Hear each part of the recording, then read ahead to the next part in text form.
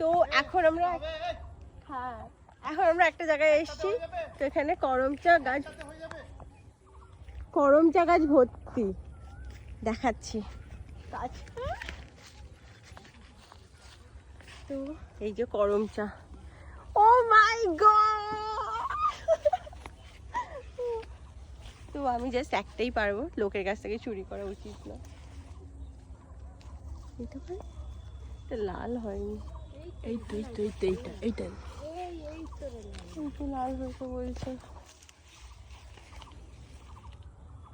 এগুলো কেমন, ঠিক আছে চলো এটাকে ওঠানো যাক। তো গাইস দেখো আমি উঠিয়েছি, জানি এগুলো বিষ আছে, তো মুটি খেয়ে নিয়েছে, একটু মুছে নিই।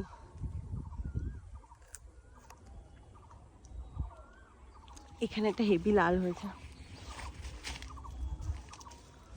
এটা কি করমচা? হ্যাঁ, এটা পাকা করমচা। করমচা গাছে করমচা থাকবে না তো কষ বেরোচ্ছে।